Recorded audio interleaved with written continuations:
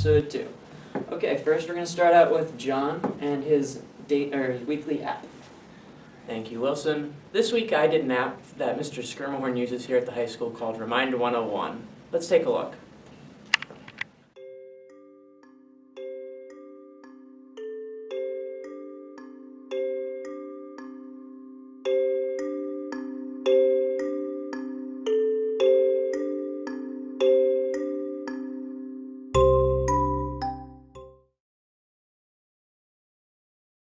This app is called Remind 101. What this app does is allows the teacher to create a class list and then to text message individual phones. It's a one-way street on this. The teacher has no knowledge of phone numbers or invasion of anybody's privacy. It simply sends a message.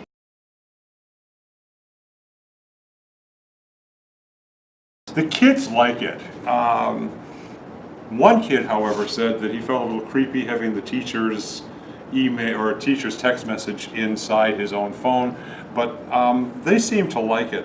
One of the funny things this morning, I texted them at 6:40 and I got a little message that said it's too early for the students. And I thought, oh, that's interesting, and it says send anyway, so I sent it anyway. The message I sent this morning was to bring their outside reading books to the English class, and they all did, so the class was able to function. It gives us another level of the ability to coordinate and function as a class in the forward process of that class.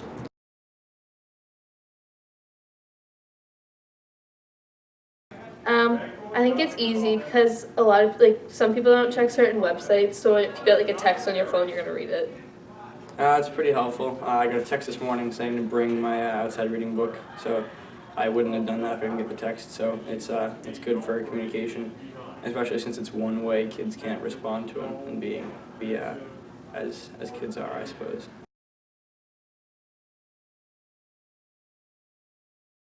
I do know that app.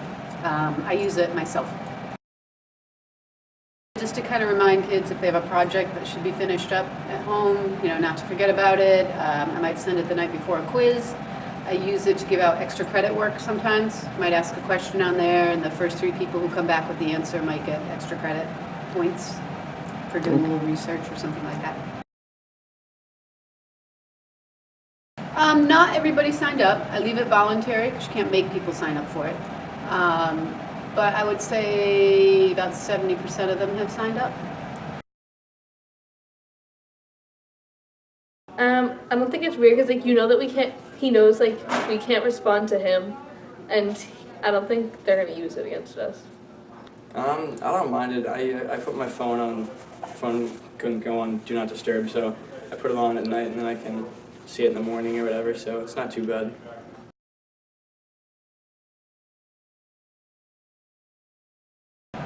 I think it's a great app. It's free. It doesn't give us their phone number. It's just a quick way to send a reminder. There's nothing bad about it. It's only good. It can only help the kids to remember things.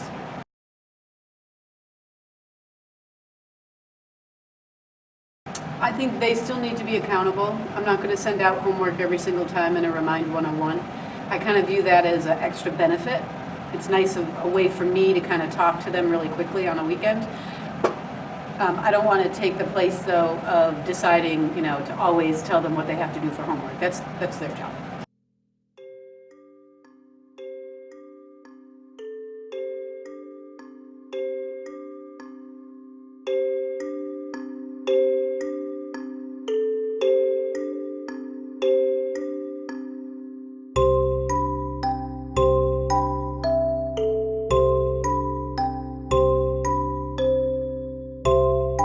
Thank you, John. And now we're going to move on to Matt with his video about the badminton tournament. That's right, Wilson. My story follows Matt Martin and Tim Tickham on their quest for the championship on this last badminton tournament and how it turned to tragedy through vandalism acts. Take it away.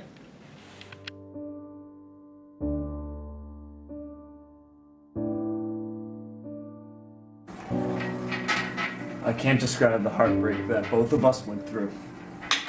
I'll never feel that same pain again. Matt and I were one of the best teams that the NBL has seen, the National Badminton League. The victory was in our grasp, but we soon lost it, and we both took a vow never to lose a game again.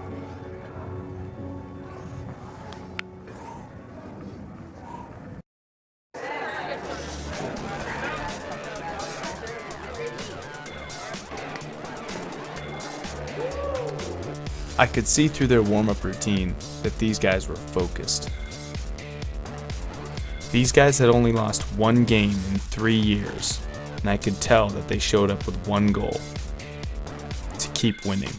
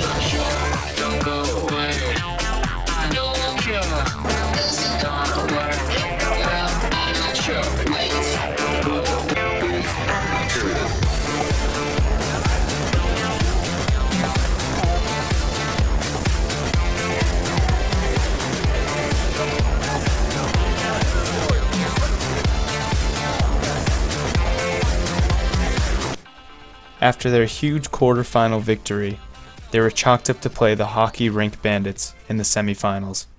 However, the game never took place.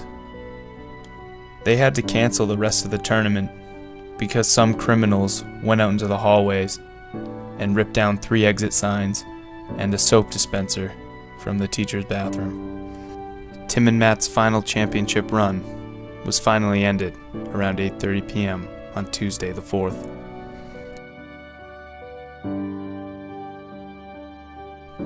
You can easily replace an exit sign, but can you replace the heart of a champion?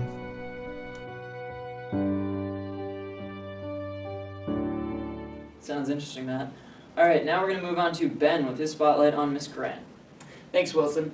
My spotlight's on Mrs. Grant, who's been a nurse here at Sandwich High School for 17 years, and she's a huge part of the community here, and a lot of the students and staff really love her. So check this out.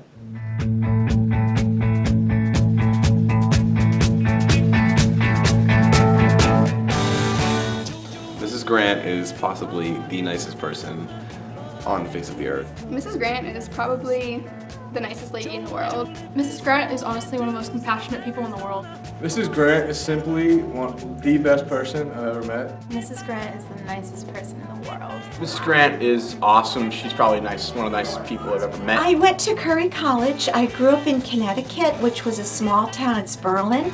I kind of wanted to be up in the Boston area, so I applied to Curry. When I went there at that time, it had a co-op program, and I thought that that would be good for nursing because you could get that hospital experience, but it was 4 years instead of the 5.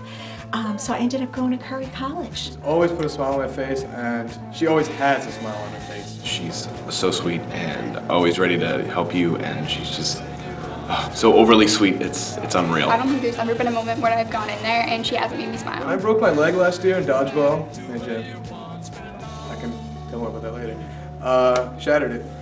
Mrs. Grant and the other nurse, Miss Dean, I was like musing because, you know, I'm like out of it because all the adrenaline breaking my leg. And I'm like talking about how it's gonna be so embarrassing, I forgot to cut my toenails. Mrs. Dean comes back with a nail cutter, she's like, I got this. I'm like, no, don't. Like, you really don't need to do that. And she's like, I got you. And I sit there like the entire time complaining while she's cutting my nails. And like, it's really awkward. And even when I go back now, like, they always have something to say, so it's great. It's a loving place when you go to the nurse and you see her. She always has a happy face on and she's always smiling and so cheerful, and I just love her. I think it is important, I always say, as a school nurse. I felt it was good to have a good background. I worked at Faulkner Hospital for 10 years, everything from med-surg to the emergency room. And I think it helped me greatly with this job because in this particular role, you're never quite sure what's going to come in the door. So it kind of gave me the confidence to be a school nurse. She's always so nice to everyone else, and on like an impossible level too. She's so sweet, and even like just the smallest ailment, she's always got some type of cure or advice to give. So I really just love her.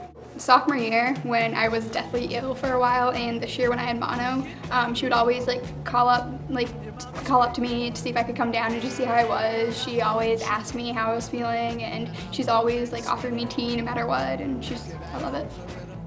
It was my first time going home sick, and she was just so nice about it. She made sure I was okay. She gave me tea, she gave me crackers. She just made me feel better.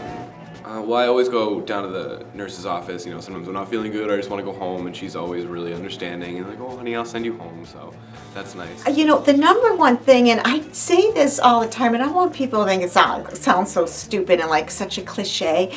I truly do love working with adolescents. It was my dream. I did one of my community nursings at Curry, actually I did at Stoughton High. I always wanted to come back to work in a high school. I subbed for many years in town through K through 8, and then the high school opened up and I was able to jump on that, and that was in 1997. And to be honest, I have never looked back. I really love working with adolescents. I find it an honor to work with kids, with students, to open up and to feel safe with me. I do yoga. I believe in exercise, eating well. Yoga. I also do have faith, so every day I do pray for the high school and just put that before me. And I find it an honor and a privilege to work here, and I feel truly blessed to have this job.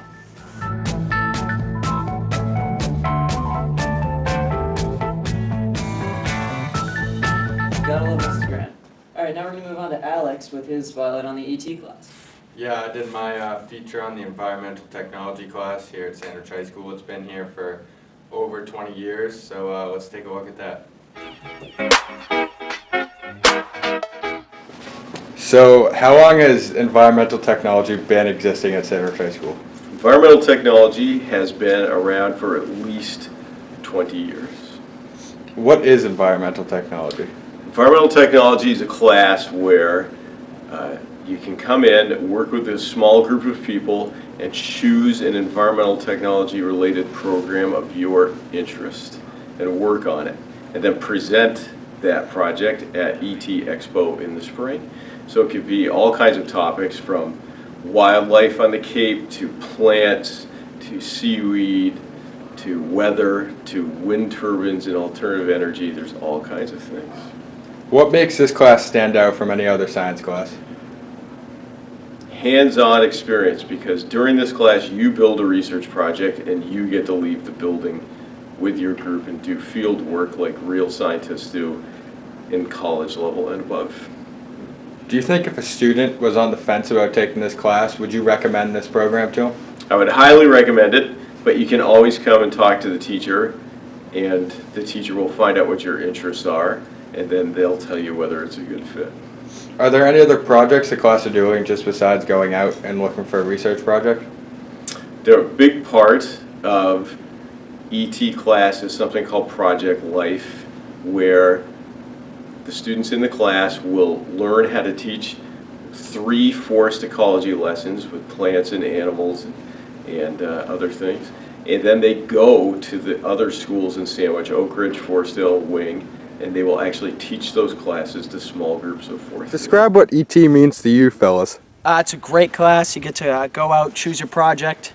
Right now we're doing animal tracking, and we put peanut butter on trees and put sand down and get animals' tracks so we can put them in plaster and get their tracks up. It's just a very good hands-on class that I think a lot of kids would like in the school, and it's a lot better than sitting in the classroom. You really get to get out there and do something. Do you think if students were on the fence of taking ET or not, would you tell them to take it? Yeah, I would recommend it heavily. I would definitely tell them to take it because there's a lot of options of what to do, and there's just something for everyone in the ET class. Environmental Technology is the class at Sandwich High School that's been existing here for many years. Students are able to go out in the field and record data. This group's project is they go out to Talbot's Point and record animal tracks that they see from animals. The group sets up traps using wet sand and peanut butter, placing the sand under a tree and the peanut butter on the tree to try to attract many animals and getting their footprints in the wet sand. So what location did you guys pick to do your project? We chose to pick Talbot's conservation land. It's just such a good environmental area. It's got a little bit of every environment from Sandwich all in one area. As you can see, the marshes behind us. It's just a good place to find creatures. It's a real good area. It's got a lot of paths. It's really big, and it's not too hard to get lost in here though, so you got to be careful. Is there one thing that sticks out about Talbot's Point and why you guys picked to do your project at? It's a pretty unknown place. Yeah, I just think it's a beautiful place in People, general. you leave you alone here. You never get really interrupted with our projects here.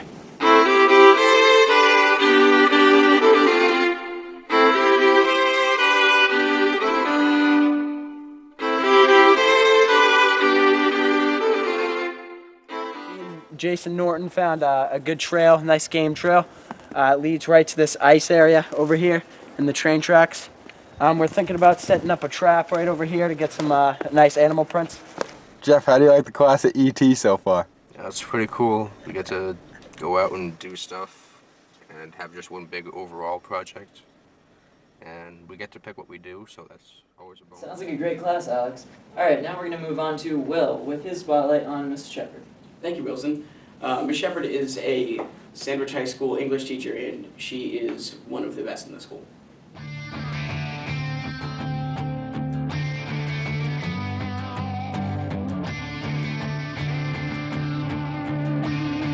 I think she's a great teacher. She's really nice, and she takes her time explaining each problem, so nobody really has questions. Yeah, I think she's a really good teacher. She teaches really well, and she explains things very well. There's still black marks on that county road where we drag raced our pickup. Right now I have 2 sections of seniors and a 9th grade humanities class. And I'm looking forward to teaching a multicultural senior class next year. You can still see, Allie, will you marry me? So what I like most about teaching is that moment when you can just see that light bulb go off above a kid's head and you start to have that connection and that real conversation about learning. With everything we did, we laid a lot of memories down. Okay, so hobbies that I like outside of school, I love crafting and knitting and creating of any kind. I like painting. As far as activities, I love going surfing, and I'm happy that Sandwich High School is close to the highway, so I can sneak down to the National Seashore and go surfing on a Friday when the weather permits. A little too far. There ain't a corner of this hallowed ground. Thank you, Will. All right, now we're going to Nora, who did a fashion spotlight this week. Nora? I did a fashion highlight on Christina Murray, who is a senior at Sandwich High School. Let's take a look.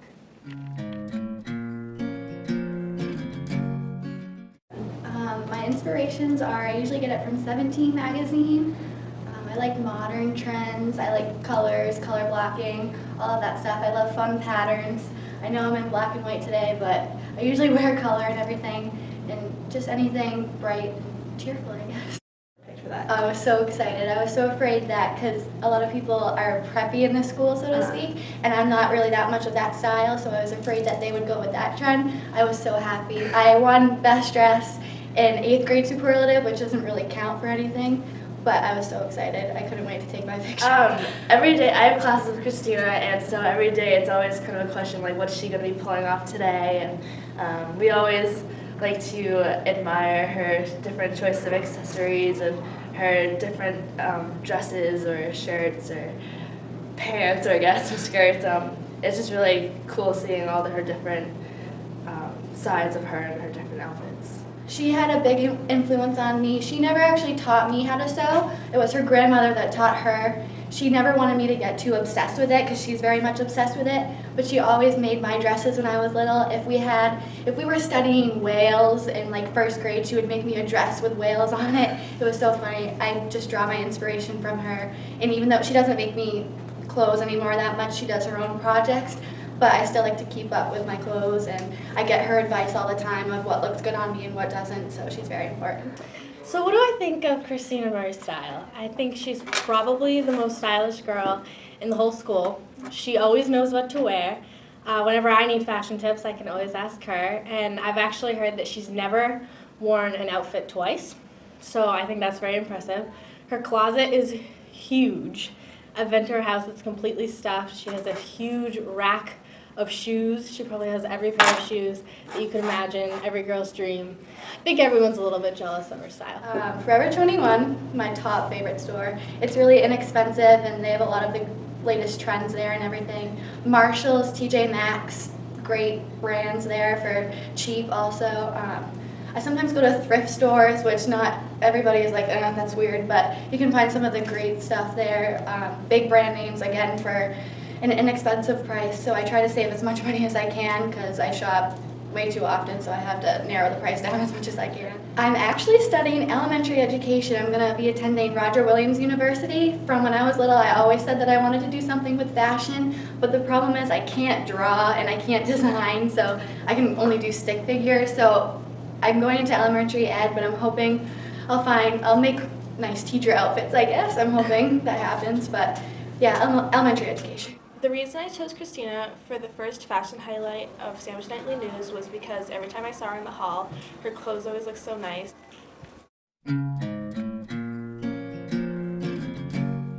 Awesome, Kenny. Now we're going to go to Justin with his package on video games. Thank you, Wilson. My first package is going to be a recurring segment of video game reviews, and today we have League of Legends. Let's take a look.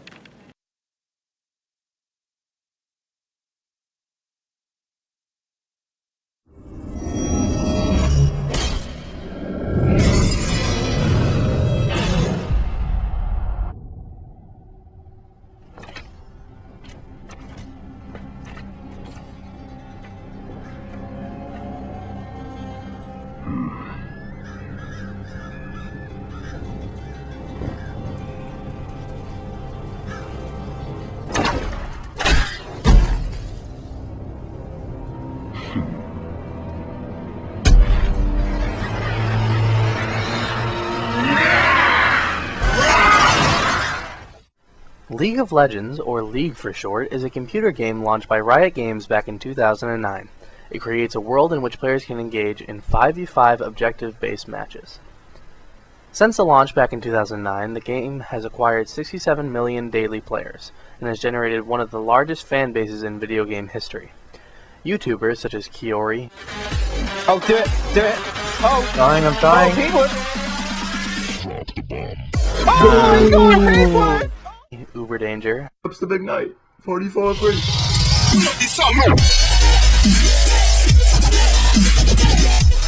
Player POV. Oh, look, you guys got spotted. They spotted me! Hello, community. Welcome to another guide by Kid. And Phantom Lord. What's this guy doing? Oh my god.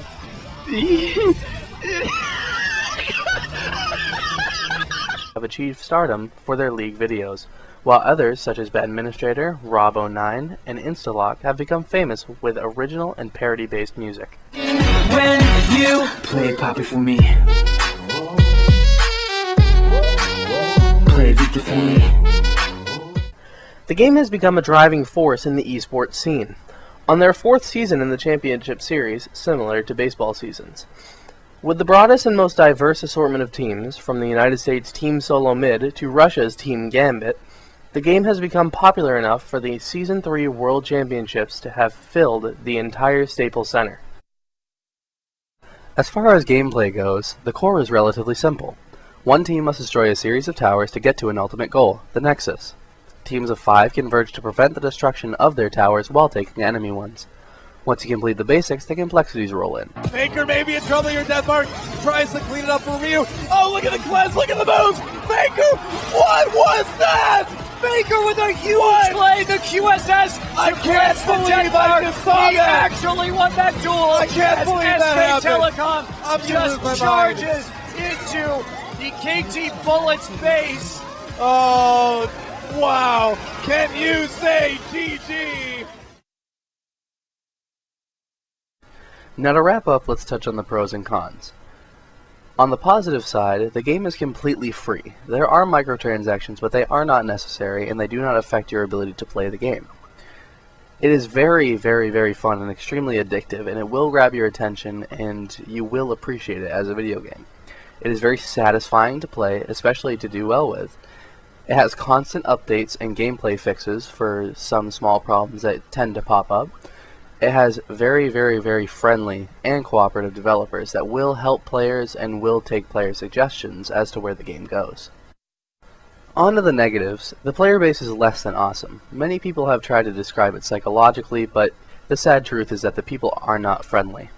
Glitches are present, but they are very uncommon. As I said before, the developers will be very cooperative and will fix glitches very quickly and make sure that the problems are sorted out. Usually the minor glitches that do make it through are not game-breaking and won't really affect your play very much. The biggest negative that I can think of is probably the learning curve. It's easy to pick up and learn the basics of, but once you get into the more competitive play and you get to playing against real people, it does become very difficult very quick. This is something to keep in mind if you're planning on picking up the game. That concludes this week's review. Thanks for watching, and I'll hope to see you next time. I'll leave you with this clip. Hopefully you'll get a laugh. Illuminati. Wait a minute. Illuminati. Illuminati. Nautilus. Jungle. Lee Sin. Crunchy William is playing Lee Sin. Oh my god. And I've got an eye on my head. Thank you, Justin. And now to Robin with her package on the Sandwich Soul concert. Alright, so my package is on the Sandwich Soul concert, which Elizabeth had said, and which took place on February 28th. Let's take a look. Good evening and welcome to Sandwich Soul in Concert. I am the very proud instructor and one of the directors of this wonderful group. My name is Melinda Lassen and I am the choral director of this group, of these beautiful young people, Sandwich Soul. Some folks like to get away, take a holiday from the neighborhood. Have a flight to Miami Beach or to Hollywood. It went so well. It was really a magical night. I felt like the kids were just really in their game, and I think it really meant a lot to them, and I think that's what I got most out of it. Was I felt like every song just was full of energy. I was really proud of them. Just so proud of the songs they picked. It was great. I've seen all the movie stars in their fancy cars and their limousines. It was polished. They were on point. I mean, every single one of them. And during the rehearsal process, you know, there were some hiccups and bumps along the way. And so when certain performers came up, I was like, my heart was like pounding, like, please get through this. And they did. Yeah, it was great. They accomplished it with grace and style and passion. And we couldn't be more proud of them. Mm-hmm. They did a great job. How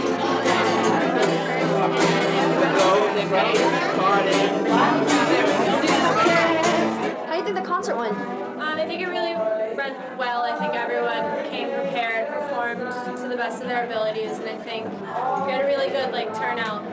The concert's going great. It's awesome. Everyone's really pouring their heart out in their songs, and I think everyone's really enjoying it. I think it went really well. I think we were all really prepared and it was really fun. I thought it was absolutely fabulous. You know, just to see the ability to really draw an audience into the performance. It's obvious to me that Sandwich Soul, in my mind, is the biggest family in Sandwich. I think that was amazing. All the singers were really talented. I wasn't expecting it to be that good, but it was just such a great level of talent that I really enjoyed the show. Sound was great, the performance was great, everyone looked like they were having fun, great song selections, A+. It was pretty amazing. And your son had a solo. How did you think he did? Hi, I'm Brendan, and I'll be playing Make You Stay. Really well. I was proud of him. I can see the moon, I can see the stars from here. I can see you disappear right before my eyes. I thought it was a fabulous concert. There was so much talent on the stage, and there was so much variety. I'm just so proud of these kids. All right, and how do you think your son did overall? Well, I'm a little biased. My name is Andrew Sifko, and I will be singing "Say Something." But I thought Andrew did really well. He was very passionate in his solo and extremely powerful. Say something, I'm giving up on you.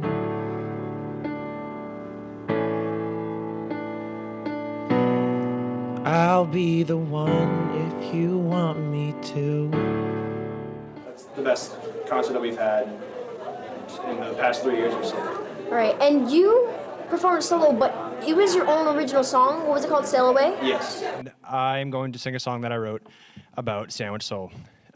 Because, as many of you know, this is my last year, as well as all the seniors and Sturgis kids and Pope John Paul kids. And I think it's going to be probably the hardest thing I've ever done in my life to say goodbye to them. So I wanted to leave them like a parting gift. So the song is called Sail Away. Of all the music that I've heard, there's nothing like the song your heart sang in harmony. It lets me know that in this world. What motivated you to write that? I wrote it last year, and I thought about doing it for last year's Coffee House performance. But then I thought about it and realized there's going to be a lot more seniors this year than there were last year, including myself. And so I figured it'd be a really cool kind of like going away, like a parting kind of thing to leave for the group. Was I way too low?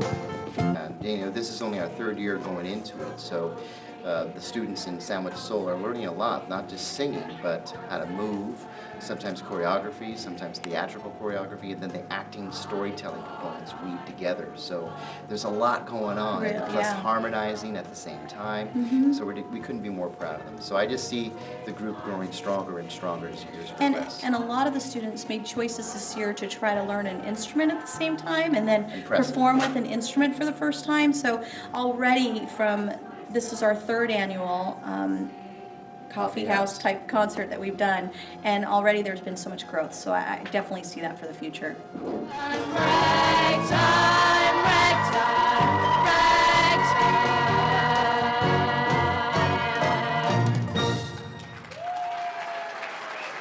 That's episode 2 of season 3 of Sandwich Nightly News. Please tune in next time for the best news in town.